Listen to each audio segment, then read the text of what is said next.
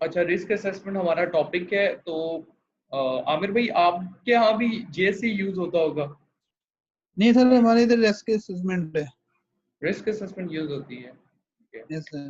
देखो, risk assessment है या जॉब सेफ्टी एनालिसिस है, दोनों में मकसद ये होता है कि आपने हैजर्ड आइडेंटिफिकेशन करनी है और उनके सूटेबल एंड सफिशिएंट कंट्रोल में ये चलाना है, right? You have to identify the hazard of the activity you are doing, whether you are doing crane lifting or rigging, whether you are doing welding, cutting, grinding, sand blasting, work at height, confined space, hot bolting, spreading, despreading, nitrogen purging, कोई भी activity कर रहे हो, ठीक है? तो उसकी activity के आप हैजर्ड आइडेंटिफिकेशन करते हो और उसके suitable and sufficient control measures लगाते हो। This is all about JSA and risk assessment, जो बेसिक्स है, ठीक है? ऐसा होता है कि नहीं? आप लोगों ने अपने एरिया की risk assessments and permit to work system group में शेयर करने हैं दोनों ने, ठीक है? तो we would do a comparison के क्या डिफरेंस, और डिफरेंस एज सच कोई नहीं होता, यही बेसिक चीज यही है, थोड़ा सा प्रोसीजरल चेंज होता है, लेकिन मकसद यही होता है जेएसए का भी, जॉब सेफ्टी एनालिसिस का भी, और रिस्क असेसमेंट, या किसी जगह इसको टीआरए लिखते हैं, टास्क रिस्क असेसमेंट, कि आपने तमाम हैजर्ड्स को एनालाइज करना है, आइडेंटिफाई करना है और उनके सूटेबल एंड सफिशिएंट कंट्रोल में लगाना है, ठीक है? लेकिन रिस्क असेसमेंट को समझने से पहले कुछ एक दो चीजें समझनी होंगी हमें। हमें पता है कि रिस्क अराइज होता है हैजर्ड से, ऐसे ही है? और हैजर्ड क्या होता है? Anything that has the potential to cause harm, कोई भी चीज जिसमें नुकसान पहुंचाने की सकत हो, वो हैजर्ड कहलाती है। और हैजर्ड हमें पता है फिजिकल हैजर्ड्स भी हो सकते हैं, केमिकल हैजर्ड्स हो सकते हैं, they could be biological hazards, mechanical hazard, non mechanical hazards. तो अगर आप केमिकल से आपका रिलेटेड काम है, आप डिफरेंट केमिकल्स को यूज करते हो ड्यूरिंग योर वर्क, तो there would be certain chemical hazards arising for that particular hazard from that particular chemical. अगर आप किसी मशीनरी पे काम करते हो, there would be mechanical hazard, machine आपको कट कर सकती है, क्रश कर सकती है, इस तरह के हैजर्ड अराइज होते हैं। फिजिकल हैजर्ड्स कहते हैं कोई भी ऐसे हैजर्ड जो आपको फिजिकली नुकसान पहुंचा सकते हैं, जिसमें इलेक्ट्रिक शॉक लग सकता है, नॉइज, हाई नॉइज लेवल जो आपकी हियरिंग पावर को डैमेज करेंगे, शार्प लाइटिंग जो आपकी आई साइट को डैमेज कर सकते हैं, इस तरह के हैजर्ड फिजिकल हैजर्ड में लाइक। और certain level of psychological hazard भी होते हैं जिसको हम अक्सर इग्नोर कर देते हैं। साइकोलॉजिकल हैजर्ड वो हैजर्ड हैं जो आपको मेंटली तौर पे डिस्टर्ब करते हैं, मेंटल इल हेल्थ कॉज करते हैं। और सबसे इंपॉर्टेंट फैक्टर इसमें आता है स्ट्रेस। अक्सर आप लोग जो बाहर काम करें, लॉन्ग आवर आपकी ड्यूटी होती है, ओवर टाइम लगाना पड़ता है, 12 घंटे 14 घंटे की ड्यूटी होती है, तो स्लीप डेप्रीवेशन भी होती है, नींद भी नहीं पूरी हो रही होती है। काम, अगर आप सेफ्टी का तो इतना हेक्टिक काम नहीं होता, लेकिन अगर कोई बंदा काम कर रहा है, ऑपरेशनल एक्टिविटीज कर रहा है और स्वेटिंग हो रही है उसको पूरा दिन, ठीक है, तो वो ऑब्वियसली साइकोलॉजिकल स्ट्रेस में, फिजिकल पेन के साथ साथ साइकोलॉजिकल स्ट्रेस में भी आएगा। इवन अगर आपका ऑफिस वर्क है और ऑफिस वर्क करते हुए आप 12 घंटे 14 घंटे की ड्यूटी करते हो, कंप्यूटर के सामने बैठे रहते हो, तो वो वर्कलोड ज्यादा होने की वजह से आपको साइकोलॉजिकली हैजर्ड स्ट्रेस आएगा, गुस्सा होगा, एंगरनेस होगी, ठीक है? तो these are all the categories of hazards. Risk की डेफिनेशन मैंने आप लोगों को बताई थी, जरा ज़हन पे जोर डालें, क्या होता है risk? What is risk? It is a product of likelihood and consequences. बिल्कुल ऐसे ही है, रिस्क दो चीजों का प्रोडक्ट है, लाइक्लीहुड और कॉन्सिक्वेंसेस का। लाइक्लीहुड किस चीज का? हैजर्डियस इवेंट होने का लाइक्लीहुड। हैजर्ड एज सच नुकसान पहुंचाने का पोटेंशियल रखता है, लेकिन नुकसान आपको तब पहुंचता है जब whenever there is a hazardous event, right? So in case of an hazardous event, हम देखेंगे कि उस hazardous event का कितना likelihood, कितना potential है, और उस पर्टिकुलर हैजर्ड की वजह से क्या कॉन्सिक्वेंसेस हो सकते हैं। यानी अगर वो हैजर्ड अपने पोटेंशियल पे पूरा उतरता है और हैजर्डस इवेंट होता है, तो कॉन्सिक्वेंसेस क्या होंगे? लोगों को चोट आएगी तो किस लेवल की चोट आएगी, अगर प्रॉपर्टी डैमेज होगा तो किस लेवल का प्रॉपर्टी डैमेज होगा। तो वी वुड एनालाइज और हमें पता लगेगा रिस्क क्या कहलाता है। नेक्स्ट स्लाइड पे जरा एक दफा हम इसको डिटेल में देख भी लेते हैं। आपके सामने something with the potential to cause harm, कोई भी ऐसी चीज जिसमें नुकसान पहुंचाने का पोटेंशियल होता है वो हैजर्ड कहलाता है, जिसमें आपके पास फिजिकल, केमिकल, बायोलॉजिकल। बायोलॉजिकल क्या हैजर्ड हैं? ये वायरस, जिसका कोरोना वायरस है, या फंगल इन्फेक्शंस जो हो सकते हैं बैक्टीरिया की वजह से, वो बायोलॉजिकल हैजर्ड में लाई करते हैं। ठीक है। एर्गोनॉमिक्स कहते हैं कि आपके काम करने की जगह एम्प्लॉयर की रिस्पॉन्सिबिलिटी है कि आपके कंफर्ट के मुताबिक एडजस्ट करें। इसकी सबसे फिट एग्जांपल जो दी जा सकती है वो ये है कि if you are working in your office और आपकी 12 घंटे की ड्यूटी है, ऑफिस पे चेयर पे बैठ के करनी है, तो your chair, your table should be designed according to your needs. ना कि आप ऐसी चेयर पे बैठे हो जो आपकी कमर में दर्द डाल रही है, आपको वर्टिब्रल कॉलम की इंजरीज हो सकती हैं, आपकी मसल स्ट्रेन, मसल स्ट्रेस हो सकती है, आई पे स्ट्रेन पड़ सकता है अगर टेबल की हाइट अकॉर्डिंगली नहीं है आपकी आई साइड के मुताबिक। तो these all lie under the category of ergonomics. Ergonomics क्या है? Basically it's a relationship between the worker, the work he is doing, and the working environment in which he is doing the work. यानी जब worker काम कर रहा है तो उसकी वर्किंग एनवायरनमेंट, ठीक है, उसके मुताबिक एडजस्ट हो, ना कि वर्कर को कहा जाए कि आप एडजस्ट हो वर्किंग कंडीशंस के मुताबिक। ठीक है। तो एर्गोनॉमिक्स होता है वर्कर का ख्याल रखना डिपेंडिंग अपॉन के वर्किंग एनवायरनमेंट कैसी है और काम क्या करना है। And you have risk. Risk दो चीजों का मजमुआ है। अभी जिस तरह हमारी डिस्कशन हुई है कि लाइक्लीहुड हैजर्ड इवेंट होने का, and then we have severity और कॉन्सिक्वेंस। ठीक है। जिसको जो हमें बता, सिविरिटी भी कहते हैं इसे और कॉन्सिक्वेंस भी कहते हैं। ठीक है। यानी कि क्या सिविरिटी का मतलब है शिद्दत, कॉन्सिक्वेंसेस का मतलब है नताइज, तो एक ही बात निकलती है। ठीक है। अब आप मुझे कुछ एक स्पेसिफिक ये लाइन पढ़े जरा, इसे बताएं मुझे क्या समझ में आती है आपको।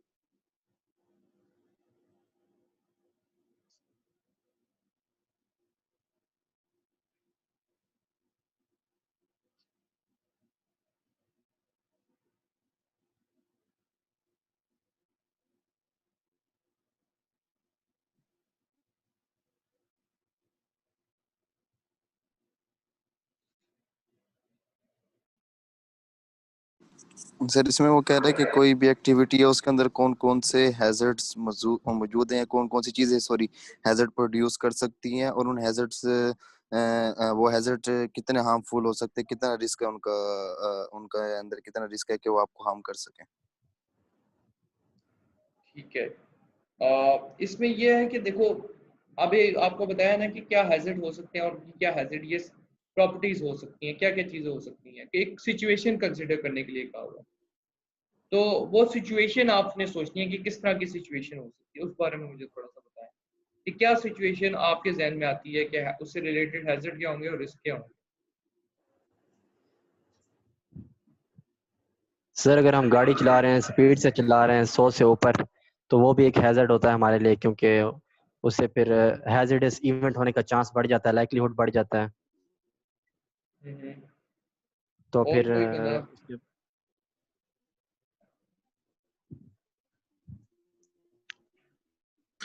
अगर बिना गोगल्स या फेस शील्ड के मैं वेल्डिंग कर रहा हूँ तो उससे भी चांस बढ़ जाना है ना कि आपने अंधे हो सकते हैं, जो भी आंखों का जो भी सिस्टम है। सही है। तो बेसिकली इस तरह की एक और कंडीशन आप देख लें कि कोई स्पेसिफिक आप ऐसा केमिकल यूज करें साइड पे। ठीक है। पहले तो आप उसको पता है हैजर्ड क्या, आपको ये पता होना चाहिए। ठीक है। हैजर्ड ये है कि जी उसकी प्रॉपर्टीज आपने देखनी है कि वो करोसिव होता है। हैजर्ड ये है कि करोसिव है। ठीक है। और करोसिव से मुराद है कि वो जला देता है बॉडी को। अगर कोई आपके पास स्पेसिफिक केमिकल है तो वो बॉडी के ऊपर गिरेगा तो वो बॉडी को जला देगा। उससे रिलेटेड रिस्क किस तरह आपको पता लगेगा कि क्या है? अगर आप उस हैजर्ड को, उस स्पेसिफिक केमिकल को यूज कैसे कर रहे हो। अगर तो आप उस केमिकल को ऐसे यूज कर रहे हो, किसी स्पेशल कैन में यूज कर रहे हो और उसको प्रॉपर्ली इंक्लोज करते हो, तो there is a very less likelihood कि वो उसका कांटेक्ट आपकी स्किन से हो। राइट। तो आपने लाइक्लीहुड कम कर दिया उसका। ठीक हो क्या? So you can reduce the risk. Hazard is there. Hazard है कि आपकी बॉडी से इंटरेक्ट करेगा तो कोरोसिव है, नुकसान पहुंचाएगा।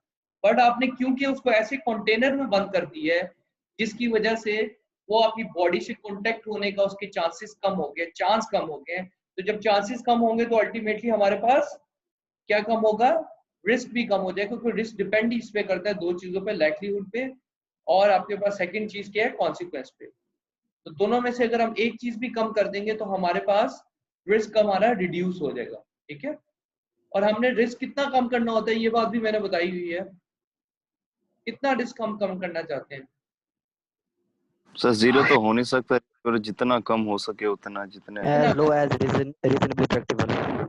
As low as reasonably practicable या so far as reasonably practicable, हर रिस्क को जो कि रीजनेबली फोर्सिबल होता है, राइट।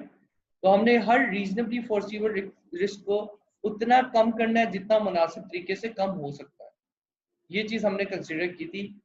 और इसमें दो चार चीजें हैं जो आपको जहन में होनी चाहिए हमेशा, कि रिस्क जीरो नहीं हो सकता, रिस्क को हम इतना कम कर सकते हैं जितना रीजनेबली प्रैक्टिकेबल हो, ठीक है। और अगर हमें स्पेसिफिक उससे ज्यादा कम करना चाहते हैं तो हमें एडिशनल कंट्रोल मेजर लगाने पड़ेंगे। लेकिन अल्टीमेटली हम फिर भी रिस्क को कभी जीरो नहीं कर सकते। अगर रिस्क जीरो हो जाता तो कभी कोई हादसा पेश ना आता, ठीक है। There is always a chance कि कुछ ना कुछ रिस्क हमेशा रहेगा। इस चीज को अपने जहन में रखना है कि आप रिस्क को जीरो नहीं कर सकते। अब इससे रेलिवेंट मैं आपको ये दिखा रहा हूँ, देखें। हैजर्ड की कहानी समझ में आई? Hazard is anything that has the potential to cause harm. फिर आपके पास हैजर्ड की वजह से हैजर्डिस इवेंट होता है, ठीक है। अगर हैजर्डिस इवेंट होगा तो फिर हादसा, फिर आप नुकसान पहुंचेंगे। आप फिर देखते हो कि कितना ज्यादा चांस है, कितना ज्यादा लाइकलीहुड है हैजर्डिस इवेंट के होने का, and then the consequences due to that event, ठीक। आपने क्या करना है, हर रीजनेबली फोर्सिबल रिस्क को, ऐसा रिस्क जिसको मुनासिब तरीके से आप भांप सकते हो, ठीक है, due to your competency level, आप इतने कॉम्पिटेंट हो कि आप इसको भांप सकते हो।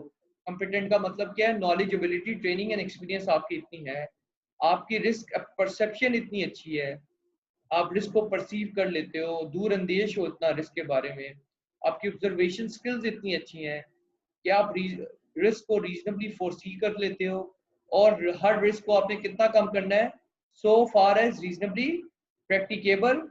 ये यूके के स्टैंडर्ड में बोला जाता है, ओशा के स्टैंडर्ड्स में इसको अलार बोलते हैं, as low as reasonably practicable. Reasonably practicable का मुझे बताओ इस वर्ड से क्या मतलब है, रीजनेबली प्रैक्टिकेबल से। जब मैं वर्ड बोलता हूँ रीजनेबली प्रैक्टिकेबल तो इस वर्ड से क्या मतलब निकलता है? कि कितना इजी हो सकता है वो प्रैक्टिकल हमारे उसमें, कि उसको हम इम्प्लीमेंटेशन में आ जाता है सर। ये देखो ये तीन फैक्टर पे डिपेंड करती है। जब भी मैं वर्ड बोलता हूँ रीजनेबली प्रैक्टिकेबल, तो बेयर इन माइंड कि आपके पास तीन फैक्टर्स आएंगे जो आपने रीजनेबली प्रैक्टिकेबिलिटी में कंसीडर करना है। फर्स्ट वन इज टाइम, यानी अगर मैंने सोल्यूशन को रिकमेंड किया है, किसी प्रॉब्लम का, सेफ्टी रिलेटेड इशू का सोल्यूशन रिकमेंड किया, उसके रिकमेंडेड एक्शंस बताए हैं, तो मैं टाइम लाइंस भी कंसिडर करूंगा कि ये एक्शन क्या 1 महीने में हो सकता है, 1.5 महीने में हो सकता है। अगर मेरा प्रोजेक्ट ही क्लोज होना है 2-2.5 महीने में और मैं जो सोल्यूशन रिकमेंड कर रहा हूँ वो 4 महीने बाद इम्प्लीमेंट होगा, तो हमने रिस्क को रीजनेबली प्रैक्टिकेबल नहीं किया, ठीक है। तो वक्त कितना लगेगा हमें उस सोल्यूशन को इम्प्लीमेंट करने में। दूसरी चीज, इंपॉर्टेंट चीज, कॉस्ट, पैसा कितना लगेगा। आपके पास 2000 का बजट है और आप 5000 रुपये का सोल्यूशन अप्लाई नहीं कर सकते, ठीक है। तो ये रीजनेबली प्रैक्टिबिलिटी बताती है किसी चीज की, time, cost, and third thing is the effort. Effort से क्या मुराद है कि लोगों ने वहां पे काम करना है, तो क्या आपके पास इतनी मैन पावर है जो उस काम को प्रैक्टिकेबल बनाएगी, रीजनेबली प्रैक्टिकेबल या पॉसिबल बनाएगी। तो टाइम, कॉस्ट और एफर्ट, ये तीन फैक्टर्स आपने कंसीडर करने हैं जब भी आपने बात करनी है कि कोई चीज रीजनेबली प्रैक्टिकेबल है या नहीं है, या रिस्क को आपने सो फार इज रीजनेबली प्रैक्टिकेबल किया है या नहीं किया। क्लियर है कहानी यहाँ तक? यहाँ तक किसी को क्वेश्चन है तो पूछ सकता है, वरना फिर मैं बात थोड़ी आगे बढ़ाता हूँ, ठीक। तो हमने यहाँ तक अभी देख लिया है कि रिस्क क्या होता है, रिस्क की वजह से क्या क्या मसाइल हमें पेश आ सकते हैं। रिस्क को हमने सो फार एज रीजनेबली प्रैक्टिकेबल करना है, हर उस रिस्क को जो रीजनेबली फोर्सिबल है। और रीजनेबली प्रैक्टिकेबल में हमने तीन फैक्टर्स देखे हैं कि हमारे पास इनफ टाइम होना चाहिए, हमारे पास बजट के अंदर लाई करना चाहिए हमारे जो भी हम सोल्यूशन रिकमेंड करेंगे, और इतनी एफर्ट हम हमारे पास जितनी एफर्ट है यानी जितनी मैन पावर है, जितने लोग हैं, उन्हीं से ये काम हम सॉल्यूशंस करवाएंगे जो भी हम सोल्यूशन रिकमेंड करें। एक वर्ड यूज होता है प्रोफाइलिंग का। अब ये प्रोफाइलिंग का सारा जो कॉन्सेप्ट है ना वो इस स्लाइड में छुपा हुआ है, इससे बाहर प्रोफाइलिंग कुछ भी नहीं है। रिस्क प्रोफाइलिंग समझाने से पहले मैं आपसे एक चीज पूछना चाहता हूँ। When I say to you कि kindly give me your profile या explain about your working profile, तो आप अपने बारे में क्या क्या चीजें बताओगे? सलमान भी, आप क्या क्या चीजें बताएंगे जब आपको कहा जाता है कि अपनी प्रोफाइल दिखाओ? सर सारी इंफॉर्मेशन, अपना बायोडाटा, जहाँ जहाँ पे मैंने काम किया है, जो जो मतलब एबिलिटीज हैं, अच्छा, कॉम्पिटेंसी है, जहाँ जिस फील्ड में मेरी कॉम्पिटेंसी है। ठीक है। तो जब मैं वर्ड यानी कि आपने अपनी से मुतालिक सारी चीजें बता देनी है, ठीक है, जितनी हद तक मुमकिन हो। प्रोफाइल का क्या मतलब होता है? आपका नेम, आपकी एज, आप कहाँ पैदा हुए, आपकी स्कूलिंग, आपके कॉलेज, आपकी university, the places where you have did your job, आपकी एक्सपीरियंस लेटर्स क्या हैं, आपकी इवन हाइट क्या है, ये सब चीजें प्रोफाइल में आपकी काउंट होती हैं जब आपकी प्रोफाइल बनती है, ठीक है। तो जब मैं वर्ड कहता हूँ रिस्क प्रोफाइल का, तो इसका क्या मतलब है? रिस्क का मतलब क्या है? इसमें हम किसी भी ऑर्गेनाइजेशन में देख रहे होंगे कि क्या रिस्क राइज होते हैं। तो ये बात याद रखिएगा, जो रिस्क असेसमेंट होती है वो किसी स्पेसिफिक एक्टिविटी के हवाले से बनाएंगे, किसी स्पेसिफिक टॉपिक के हवाले से बनाएंगे, जबकि रिस्क प्रोफाइलिंग हम एक पूरी ऑर्गेनाइजेशन की रिस्क प्रोफाइल देख रहे होते हैं। इस ऑर्गेनाइजेशन में किस किस तरह के रिस्क मौजूद हैं, डिफरेंट टाइप्स ऑफ रिस्क क्या मौजूद हैं, और फिर हम देखते हैं कि इस रिस्क का कितना लाइक्लीहुड है और इसके कितने पॉसिबल इम्पैक्ट्स हैं। यानी बेसिकली हम रिस्क की डेफिनेशन में जो दो फैक्टर्स हैं, लाइक्लीहुड और कॉन्सिक्वेंस, उन्हीं चीजों को देख रहे होते हैं। देखते हैं कि हमने इस वक्त कौन से मैनेजेरियल कंट्रोल मेजर्स लगाए हुए हैं रिस्क को कंट्रोल करने के लिए, और हम फ्यूचर में और कौन से कंट्रोल मेजर्स प्रायोरिटाइज कर सकते हैं और इम्प्लीमेंट कर सकते हैं, ठीक है। तो अब अगर इसको पढ़ें, इस लाइन को, आपको समझ में आएगी। The process of identifying and assessing the range of risk, यानी कि जितने भी रिस्क हैं प्रेजेंट है उस ऑर्गेनाइजेशन में, उसको हमने आइडेंटिफाई करना है और असेस करना है, यानी कैलकुलेट करना है, देखने हैं कितने रिस्क हैं that threaten an organisation. Threaten से मुराद क्या है? जो खतरे का बाइस है ऑर्गेनाइजेशन के लिए। और फिर हम कैसे अच्छी प्रोफाइल कैसे बनाएंगे? जब हम रिस्क की प्रॉपर देखेंगे कि उसका लाइक्लीहुड कितना है और उसके प्रोबेबल इम्पैक्ट्स यानी कि उसके आउटकम, रिजल्ट्स, कॉन्सिक्वेंसेस क्या है, उन कॉन्सिक्वेंसेस को या उस लाइक्लीहुड को कम करने के लिए हमने कौन से मैनेजमेंट कंट्रोल्स लगाए हुए हैं, और फिर आइडेंटिफाई करना और प्रायोरिटाइज करना। ये प्रायोरिटाइज का वर्ड अपने ध्यान में रखना है आपने। आइडेंटिफाई करना यानी कि आप ये चीज देखोगे कि और कौन से कंट्रोल में ये लग सकते हैं इशू को, रिस्क को एज लो एज या so far as reasonable practicable बनाने के लिए, और हम उन किस तरह से फर्दर कंट्रोल मेजर्स ले सकते हैं। This is your risk profile simply. जबकि रिस्क असेसमेंट में फर्क देखें, बुनियादी फर्क। रिस्क असेसमेंट एक फॉर्मल प्रोसीजर है जो क्या करता है, प्रिवेंटिव या प्रोटेक्टिव मेजर्स लेता है। किस चीज के? पहले एवल्यूएशन करता है रिस्क की, यानी देखता है कि लाइक्लीहुड कितना है और कॉन्सिक्वेंस कितना है, और हम एग्जिस्टिंग कंट्रोल मेजर्स भी उसमें लेते हैं और देखते हैं कि हमारा रिस्क अब एक्सेप्टेबल लेवल पे रहा है या नहीं रहा after applying the control measures, ठीक है। और अगर नहीं रहता तो हम फर्दर कंट्रोल मेजर्स लगाते हैं। तो रिस्क असेसमेंट बेसिकली किसी स्पेसिफिक एक्टिविटी की हम कर रहे होते हैं, जिसमें हम देख रहे होते हैं कि इस एक्टिविटी से क्या रिस्क, जो हैजर्ड है उनसे क्या रिस्क राइज होंगे, हम कौन से एग्जिस्टिंग कंट्रोल मेजर्स लगा रहे हैं, और हमें अगर कंट्रोल मेजर फर्दर लगाने पड़ेंगे क्या लगाएंगे, और हम डिसाइड करेंगे कि हमारा रिस्क लेवल है वो एक्सेप्टेबल लेवल पे है या नहीं है। यानी रिस्क प्रोफाइलिंग और रिस्क असेसमेंट दोनों की कहानी घूमती इसी के अराउंड है, लाइक्लीहुड और कॉन्सिक्वेंसेस के अराउंड। इसमें सिर्फ ये है कि आप एक हैजर्ड से अराइज होने वाले रिस्क को देख रहे होते हो, आइडेंटिफाई कर रहे होते हो, जबकि उसमें आप एक पूरी कंपनी की प्रोफाइल बना रहे होते हो, देख रहे होते हो कि कौन सा लाइक्लीहुड, कितना लाइक्लीहुड है, क्या उसके कॉन्सिक्वेंसेस होंगे, और अल्टीमेटली आपने मैनेजमेंट कंट्रोल्स क्या लगाए और फ्यूचर में क्या कंट्रोल मेजर लगाओगे, और प्रायोरिटाइज का वर्ड यूज हुआ है, प्रायोरिटी कैसे सेट करोगे। ये अगर नेक्स्ट स्लाइड आप देखो तो स्टेप बाय स्टेप इन्होंने ये पूरी चीज बयान की हुई है एक एक स्टेप में। हमने पहले क्या देखा था कि रिस्क प्रोफाइल में हम क्या देखते हैं the nature and level of threats faced by the organization, यानी कि किस तरह की threats हैं, ये आपके पास बेसिकली लाइक्लीहुड बता रहा है। लेवल का मतलब कितना ज्यादा लाइक्लीहुड है कि वो जो थ्रेट्स हैं या वो हैजर्ड्स हैं वो ऑर्गेनाइजेशन फेस करेगी। सेकंड क्या चीज है, likelihood of those effect offering, कितना ज्यादा इफेक्ट्स, उनके चांसेस कितने ज्यादा हैं। The level of disruption and cost associated with each type of risk. अब देखो, जब भी रिस्क राइज होता है किसी जगह पे भी, तो उससे कुछ ना कुछ नुकसान होते हैं। तो हम वर्स्ट केस सिनेरियो सोच रहे होते हैं कि अगर तो हमें नुकसान हो जाता है, ये रिस्क वाकई या ये हैजर्ड अपने पोटेंशियल पे पूरा उतरता है और कोई नुकसान होता है, माली जानी नुकसान होता है, तो आप देखते हो कितने हद तक ये जानी या माली नुकसान हमें हमारी साइड को फेस करना पड़ सकता है। ठीक है, पूरी प्रोफाइल बन रही है ना।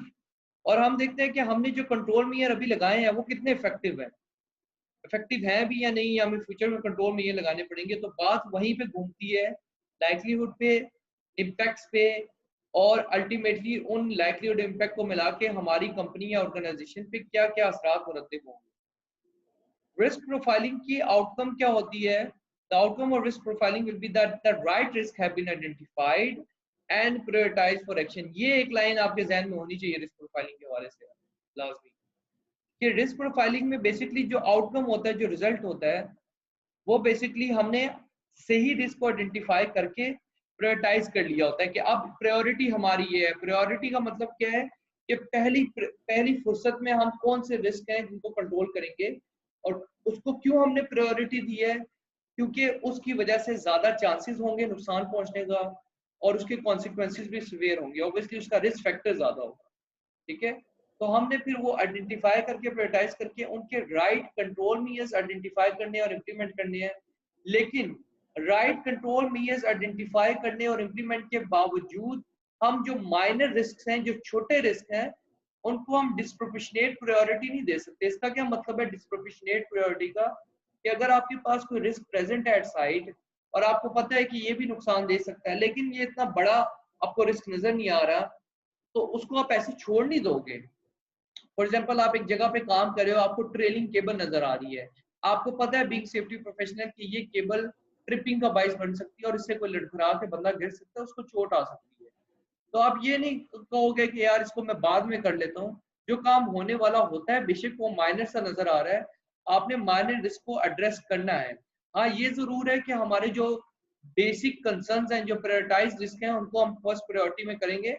लेकिन जो प्रायोरिटी वाले रिस्क होंगे उसमें या इंजीनियरिंग कंट्रोल लगाने पड़ेंगे या एडमिनिस्ट्रेटिव कंट्रोल लगाने पड़ेंगे, तो वो टाइम टेकिंग है। तो हम उस टाइम टेकिंग के चक्कर में ये नहीं करेंगे कि पैरेलल में अगर कोई छोटा माइनर रिस्क है तो उसको एड्रेस ना करें, उसको भी हम एड्रेस करेंगे। Got this? अब जरा दोबारा ये रिस्क प्रोफाइलिंग के स्टेप सारे पढ़ें, आप समझ में आएगी आपको सारी बात।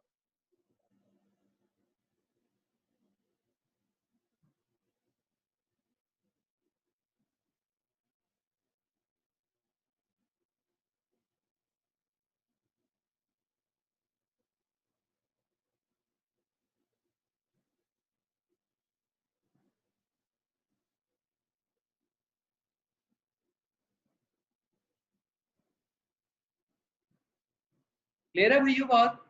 कि आपने क्या रिस्क है, उनके इम्पैक्ट्स देख लिए, आप देखते हो कि कितना अच्छे तरीके से कोई रिस्क कंट्रोल हुआ है, उसका कितना ज्यादा चांस है दोबारा होने का, और इन द एंड प्रायोरिटाइज कर लेते हो, प्रायोरिटी सेट कर लेते हो कि कौन से जो आपकी थ्रेट है वो आपने प्रायोरिटी पे उसको एड्रेस करना है। ये एक हल्का सा कॉन्सेप्ट इन्होंने प्रोफाइल के हवाले से डाला है कि ऑर्गेनाइजेशन की जब हम रिस्क प्रोफाइलिंग करते हैं तो हम हैजर्ड्स को प्रायोरिटाइज भी करते हैं या थ्रेट्स को प्रायोरिटाइज भी करते हैं। ठीक है, रिस्क असेसमेंट बनाने का मकसद क्या होता है? आप लोगों से क्वेश्चन है मेरा, what is the purpose of making a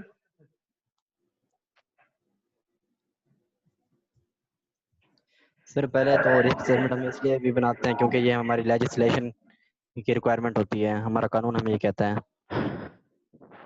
पहले जुगाड़ू पॉइंट आ गया एक लीगल वाला, सही बताया आपने। और उसके अलावा सर उस जो वर्क प्लेस है उसके जो हैजर्ड्स हैं उनको आइडेंटिफाई करना। हाँ, आइडेंटिफिकेशन ऑफ हैजर्ड्स, और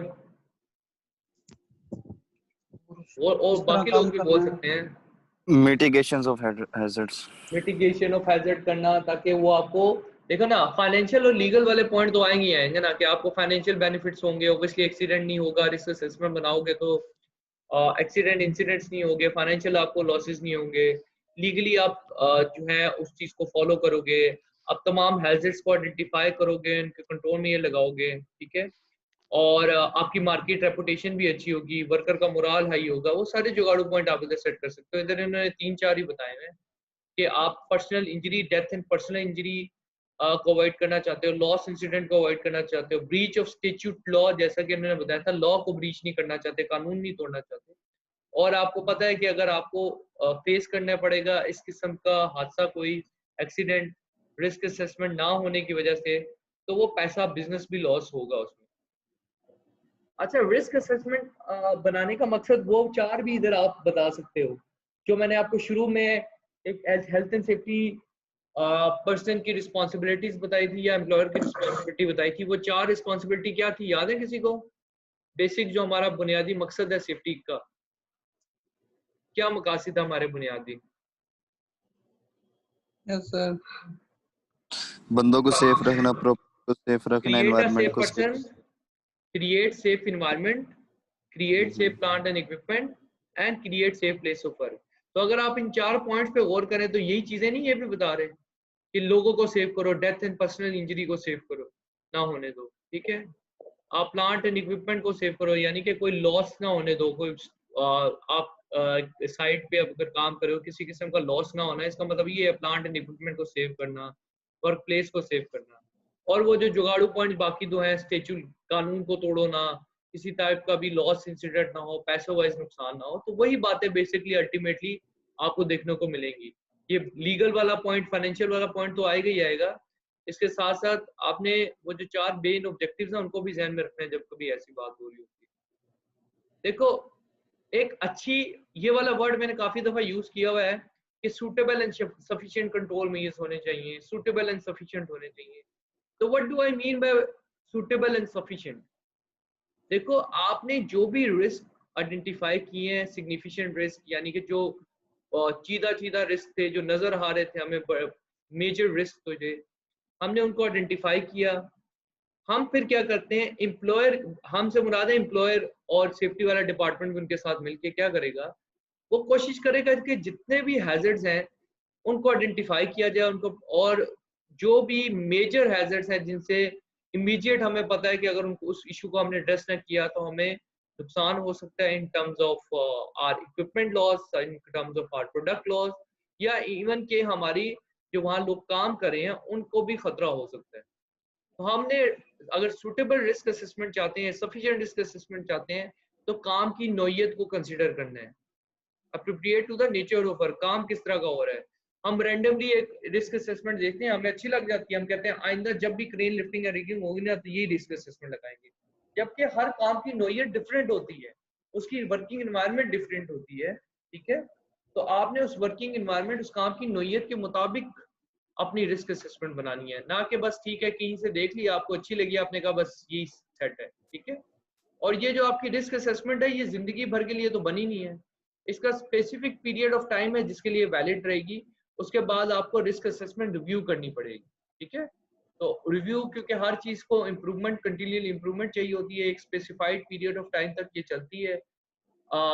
कुछ केसेस में साल तक भी रिस्क असेसमेंट को रिव्यू कर सकते हो, कुछ केसेस में 6 महीने बाद भी रिव्यू कर सकते हो, डिपेंडिंग अपॉन कि ऑर्गेनाइजेशन में कितने सिवियर हैजर्ड है और ऑर्गेनाइजेशन कितना सीरियस लेती है इस बात। ग्रुप एक्सरसाइज आपके पास बताई है, सोर्सेज कैन, आप बताओ कि इंटरनल सोर्सेज ऑफ इंफॉर्मेशन क्या हो सकते हैं और एक्सटर्नल सोर्सेज ऑफ इंफॉर्मेशन क्या हो सकते हैं। तो ये ज्यादातर आप लोग डिस्कशन से बताओगे, बड़ा ही आसान क्वेश्चन है कि अगर आप इसको मैं और अच्छे तरीके से एलैबोरेट कर देता हूँ कि अगर आप एक जगह पे काम कर रहे हो तो उस कंपनी के इंटरनल सोर्सेज ऑफ इंफॉर्मेशन क्या हो सकती हैं, यानी डॉक्यूमेंटेशन, कौन कौन सी डॉक्यूमेंटेशन से आपको इंफॉर्मेशन मिल सकती है, और एक्सटर्नली कौन कौन सी ऐसी चीजें हैं, कौन से ऐसे डॉक्यूमेंट्स हैं, कौन सी ऐसी रिसोर्सेज हैं जहाँ से आप कलेक्शन ऑफ डाटा कर सकते हो, आपको इंफॉर्मेशन मिल सकती है। तो बताएं भाई, वो 3-3 सबने बताने हैं, बड़ा आसान क्वेश्चन है लेकिन इम्पोर्टेंट क्वेश्चन है। इंटरनली सर हमारा जेएस पे आ जाएगा, जाएगा, और क्या कहते हैं दूसरा क्या कह सकते हैं, सबसे पहले तो आपको HSC पॉलिसी से स्टार्ट करना चाहिए था। Yes yes sir, sorry HSC policy भी। और HSC एक्सटर्नल में हमारे सर जो इंटरनेशनल स्टैंडर्ड्स बने हुए हैं, जो जैसे हमने बोश की बुक का कह लें सर, इसमें इंफॉर्मेशन जो है, ये जो भी कुछ हद ऑथेंटिक जो तक ठीक बात की आपने। बाकी भाई बताएं। सर इंटरनली हम ये जो एक्सीडेंट इन्वेस्टिगेशन इनकी इन्वेस्टिगेशन होती है, हम ये देख सकते हैं, मेडिकल इलनेस हेल्थ रिकॉर्ड देख सकते हैं, उसके अलावा क्रॉस चेक लिस्ट देख सकते हैं, इसके अलावा रिस्क असेसमेंट भी देख सकते हैं, रिपोर्टें उसकी। अच्छा सही है, गुड। आपका भी ठीक है बाकी सारी तकरीबन। और कोई मेरा भाई बताना चाहे? सर डायरेक्ट वर्कर से भी वो कर सकते हैं, उसकी राय ले सकते हैं, ये भी इंटरनल में आ जाएगा। लेकिन देखो सोर्स, देखो जब मैं कहता हूँ ना सोर्सेज ऑफ इंफॉर्मेशन, तो सोर्सेज ऑफ इंफॉर्मेशन से क्या मुराद है कि आपको कहीं सोर्स है कोई आपके पास इंफॉर्मेशन की, यानी कोई डॉक्यूमेंटेड फॉर्म में आपके पास कोई चीज पड़ी हुई है। बात समझ रहे हैं? ठीक है। जी सर। तो आप इंटरनल सोर्सेज ऑफ इंफॉर्मेशन, जो आपके पास डाटा होगा ऑब्वियसली किसी ना किसी फॉर्म में स्टोर्ड होगा, तो वहां से आपको क्या क्या इंफॉर्मेशन मिल सकती है, हमने वो कंसिडर करनी है। सोर्सेज ऑफ इंफॉर्मेशन कंसिडर करना, जो कि अभी आपने से डिस्कस कर रहा हूँ। देखिए आपके पास एक्सीडेंट रिकॉर्ड्स आपका सोर्सेज ऑफ इंफॉर्मेशन है, जहां से आपको इंफॉर्मेशन मिल सकती है। इंटरनल की बात करें, एक्सीडेंट के अलावा आपके पास मेडिकल रिकॉर्ड्स हो सकते हैं, आपके पेशेंट्स के फर्स्ट एड के रिकॉर्ड हो सकते हैं, रिस्क असेसमेंट का, जॉब सेफ्टी एनालिसिस का बताया है उन्होंने। और हम साइट पे इंस्पेक्शंस करते हैं, तो सेफ्टी इंस्पेक्शंस जो होती हैं उससे भी हमें इंफॉर्मेशन मिल सकती है कि साइट पे कैसे सेफ्टी मैनेज हो रही है। हमें मेंटेनेंस रिपोर्ट से भी मिल सकती है, जो हम इंस्पेक्शन के केस में मेंटेनेंस करवानी पड़ती है इंस्पेक्शन के बाद। और फिर आपको पता है साइट्स पे ऑडिट्स होते हैं, इन्वेस्टिगेशन होती है, इन्वेस्टिगेशन की भी रिपोर्ट्स होती हैं, ऑडिट की भी रिपोर्ट्स होती हैं। सेफ्टी कमेटी का हमने पढ़ा था सेफ्टी कल्चर में, याद है? तो सेफ्टी कमेटी के मिनट्स भी होते हैं एज अ रिकॉर्ड, हमारे पास होते हैं कि नहीं? इल हेल्थ रिकॉर्ड होता है। तो किसी भी फॉर्म में आपके पास बेसिक रिकॉर्ड, जिससे आप कुछ गाइडेंस ले सकते हो, जिससे आप कुछ इंफॉर्मेशन गैदर कर सकते हो, वो आपका सोर्सेज ऑफ इंफॉर्मेशन में काउंट होगा। ठीक है। और एक्सटर्नल सोर्सेज ऑफ इंफॉर्मेशन में क्या आपके पास काउंट होगा? एक्सटर्नल सोर्सेज ऑफ इंफॉर्मेशन पे थोड़ी सी मुझे डिस्कशन करें और बताएं क्या क्या चीजें आएंगी। सर इस पे अगर किसी का कोई पेपर शाया हो जाता है, पेपर पब्लिश हो जाता है, उस पे भी वो हम देख सकते हैं, सेफ्टी से रिलेटेड, वो एक्सटर्नल में आ जाएगा। क्या और या देख किसी सकते हैं, दोबारा यूट्यूब बोले? से सर उसने जो रिसर्च की होती है सेफ्टी से रिलेटेड, उसको भी हम कंसिडर कर सकते हैं। हाँ, बायर के रिसर्च पेपर्स हम देख सकते हैं, गुड। और सर उसके अलावा दूसरे सर प्लांट्स वगैरह, दूसरी ऑर्गेनाइजेशंस का सर हम यानी कि जो भी उनका यानी कि इंसिडेंट वगैरह उनकी रिपोर्ट्स उनसे शेयर हम उनसे ले सकते हैं। इंडस्ट्री का कोई हमारे पास सोर्स ऑफ इंफॉर्मेशन आ जाए। देखो sources of information basically guidance के लिए है। तो हम गाइडेंस एक ऑथेंटिक जगह से लेंगे, राइट? अगर हम किसी ऑर्गेनाइजेशन का भी डाटा उठा रहे हैं, तो किसी गवर्नमेंट सोर्स ने अगर उसको ऑथराइज की है, किसी सोर्स से वो वैलिडेटेड है डाटा, तो वो उठाएं तो वो ज्यादा बेहतर है। जैसे अगर हमारे मुल्क की कानून है, नेशनल लेजिस्लेशन है, उसमें उससे हम गाइडेंस ले सकते हैं। जैसे पाकिस्तान में 1934 का इंडस्ट्रियल एक्ट है, तो it is an external source of information जिससे आप गाइडेंस ले सकते हो। ठीक है। इंटरनेशनल स्टैंडर्ड्स की आपने बात की थी, ISO ILO वगैरह, इनसे आप गाइडेंस ले सकते हो बिल्कुल। आपके पास सेफ्टी पब्लिकेशंस हो सकती हैं, सेफ्टी के रिसर्च पेपर हो सकते हैं, सेफ्टी मैगजीन्स हो सकती हैं। ठीक है। कोई एक्सटर्नल वेबसाइट्स हैं जहाँ से आपको सेफ्टी के हवाले से ऑथेंटिक वेबसाइट्स, लेकिन जहाँ से पे एक रिसर्च का डाटा आपको मिलता है, उसको भी सोर्स ऑफ इंफॉर्मेशन के तौर पे आप ले सकते हो। तो इंटरनल और एक्सटर्नल सोर्सेज ये आपके सामने है। पहले एक्सटर्नल देख लें, जो अभी हम कर रहे हैं, कि ये सारी आपके पास एक्सटर्नल में काउंट होती है, यानी कंपनी से बाहर जो है। आपका मैन्युफैक्चरर है जिसने आपको फ्रिज AC सप्लाई किया, वो उसके साथ वो जो इंफॉर्मेशन बुकलेट देता है, तो वो मैन्युफैक्चर की इंफॉर्मेशन होती है। इस तरह प्लांट एरिया में अगर कोई इक्विपमेंट आता है, तो उसका मैनुअल होता है एक साथ, जो कि मैन्युफैक्चरर ने इंफॉर्मेशन प्रोवाइड की होती है, और वो एक्सटर्नल इंफॉर्मेशन होती है। ठीक है। लास्टली ट्रेड यूनियन जो बन जाती हैं। ट्रेड यूनियन से क्या मुराद है कि एक काम जो हो रहा है उसको मतलब यूनियंस बन गई है, और उन्होंने अपनी कोई यूनियन बना के अपनी एक ऑर्गेनाइजेशन टाइप की चीज बना ली, और वो भी कुछ उससे भी जो आपको इंफॉर्मेशन मिलेगी वो एक्सटर्नल सोर्स में काउंट हो। ठीक है। तो these are some internal sources of information. ये भी बड़ी इंपॉर्टेंट स्लाइड है। खासतौर पे इंटरनल सोर्सेज ऑफ इंफॉर्मेशन के लिहाज से काफ़ी चीज़ें आपको पता लग जाती हैं कि इंटरनल सोर्स ऑफ इंफॉर्मेशन में क्या क्या चीज़ें आती हैं, और ये नॉलेज आपकी आगे काफ़ी चीज़ों में यूटिलाइज होने वाली है। अच्छा, मैंने आपको रिस्क असेसमेंट के 5 स्टेप लिखवाए थे या बताए हैं पहले कभी? हेलो? नहीं सर, नहीं अभी तक नहीं बताया। नहीं बताया। अच्छा, देखिए रिस्क असेसमेंट का जो प्रोसेस है ना वो 5 स्टेप्स पे मुश्तमिल है। उसके लिए एक जुगाड़ू फार्मूला मैं आपको एक्रोनिम बता रहा हूँ बेसिकली, दैट इज आप लिख लें IIERR, double IERR, double IERR। पहले आई से बनता है आइडेंटिफाई द हैजर्ड्स, दूसरे आई से बनता है identify the people who may be harmed and how, identify the hazards, identify the people who may be harmed and how. E है, E से बनता है evaluate the risk and decide on precautions। Okay, मैं एक slide मैंने यहाँ रखी थी, वो आपको मिल जाएगा तो आपके लिए भला हो जाएगा। राइट, हाँ ये identify the hazards, identify the people who may be harmed and how, evaluate the risk and decide on precautions, record significant findings, review and update as necessary। ये आपके रिस्क असेसमेंट के 5 स्टेप्स हैं जो आप इस चीज से याद कर सकते हो, IIERR। ठीक है, identify the hazard, identify the people who may be harmed and how. ठीक है, ये मैंने बोल्ड भी कर दिया यहाँ आपके लिए, इससे आपको पता लगेगा कि हैजर्ड्स क्या हैं, कौन से लोग हैं जो उन हैजर्ड से इफेक्ट हो सकते हैं और कैसे कैसे इफेक्ट हो सकते हैं। हमने रिस्क एवल्यूएशन करनी है, यानी रिस्क को जांचना है कि वो कितना है, और उसके डिसाइड ऑन प्रिकॉशंस। प्रिकॉशंस का यहाँ पे मतलब है कंट्रोल मेजर्स, तो यहाँ हम कंट्रोल मेजर्स लगाएंगे। फिर हमने जितना भी डेटा इकट्ठा किया है हैजर्ड से रिलेटेड, जो सिग्निफिकेंट फाइंडिंग्स है उनको रिकॉर्ड का हिस्सा बनाएंगे, यानी राइट डाउन करेंगे। और फिर जब जब हमें जरूरत पड़ेगी हम रिस्क असेसमेंट को रिव्यू भी करते रहेंगे। ठीक है, तो ये फार्मूला अगर आप एक्रोनिम याद कर लो IIERR तो बड़ा आसान हो जाएगा आपका काम। ठीक है, मेमोराइज करना बड़ा आसान हो जाएगा, चीज़ों को याद करना, रिलेट करना बड़ा आसान हो जाएगा। Identify the hazards, identify the people who may be harmed and how, evaluate the risk and decide on precautions, record significant findings, review and update as necessary।